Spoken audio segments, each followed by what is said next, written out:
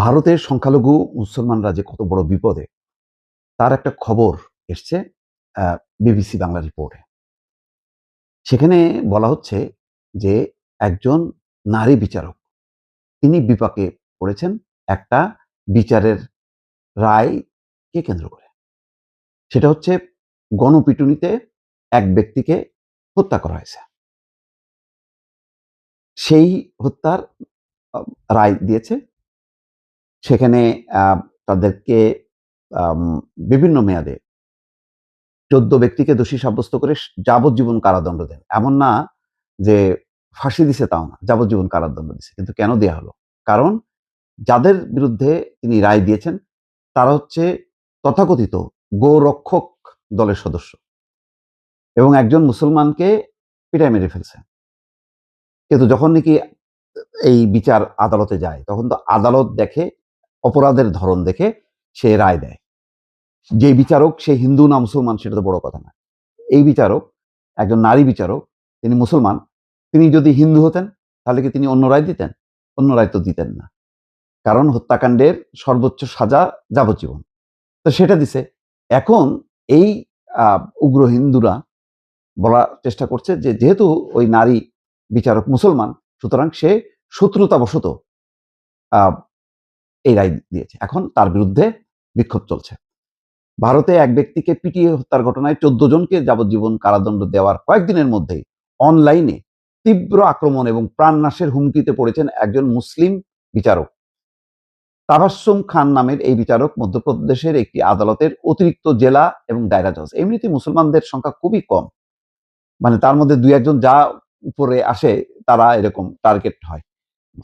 ভারত এত বড় একটা রাষ্ট্র, এক সময় ছিল এটার ধর্মনিরপেক্ষ নীতি, এখন যে কোথায় গেছে বিজেপির শাসনে, এটার কোনো ঠিক ঠিকানা নেই।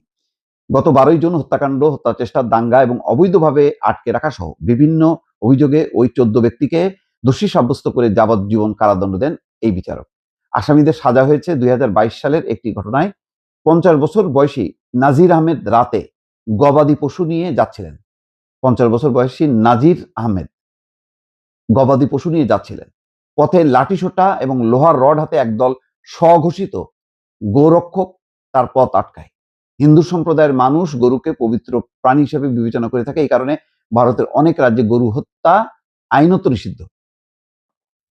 গরু পাচারের সন্দেহে ওই ব্যক্তিরা নাজির আহমেদ এবং তার সঙ্গে থাকা আরো ২ জনকে গাড়ি থেকে নামিয়ে নির্মমভাবে মারধর করে।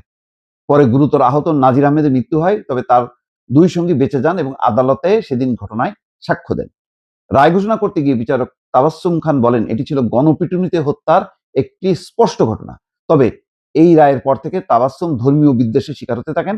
রায় ঘোষণার কয়েকদিনে মুসলিম বিচারক তাবাসসুম খানকে গালি এবং প্রাণনাশের হুমকি দিয়ে অসংখ্য ভিডিও সামাজিক যোগাযোগ মাধ্যমে ছড়িয়ে পড়ে। ভিডিওগুলোতে ইঙ্গিত করা হয় অভিযুক্তরা হিন্দু হওয়ায়, খেয়াল করেন, অভিযুক্তরা হিন্দু হওয়ায় তিনি তাদের বিরুদ্ধে এই রায় দেন। যেহেতু একজন মুসলমানকে পিটায় মারছে আর তিনি গবাদি পশু নিচ্ছেন, আর যারা মারছে তারা ওই তথাকথিত গোরক্ষক সমিতির সদস্য, সুতরাং তাবাসসুম ধর্মীয় দৃষ্টিকোণ থেকে এই রায় দিছে। চিন্তা করেন তাদের দৃষ্টিভঙ্গিটা কি। বিচারকদের রায় নিয়ে সমালোচনা হওয়াটা অস্বাভাবিক নাই, তবে তাবাসসুম খানের বিরুদ্ধে সমালোচনার ক্ষেত্রে রায়ের আইনগত যুক্তির চেয়ে ধর্মীয় পরিচয়কে বেশি গুরুত্ব দেওয়া হচ্ছে। তাকে ঘিরে হয়রানির ব্যাপকতা এতই বেড়েছে যে দেশের শীর্ষ বিচারিক সংস্থাগুলো তার পাশে দাঁড়িয়েছে। একই সঙ্গে তাকে পুলিশি নিরাপত্তাও দেওয়া হয়েছে। চিন্তা করেন তাহলে পাবলিকের মন মানসিকতা কেমন, এবং এই পাবলিক যারা এই ধরনের মানসিকতা পোষণ করে এরাই হচ্ছে বিজেপি করে। ভারতে এই ধরনের পাবলিক যারা সাম্প্রদায়িক দৃষ্টিভঙ্গিতে সবকিছু বিবেচনা করে, তাদের আস্থার জায়গা, তাদের রক্ষার জায়গা হচ্ছে বিজেপি। এই হচ্ছে ভারতের বর্তমান চেহারা।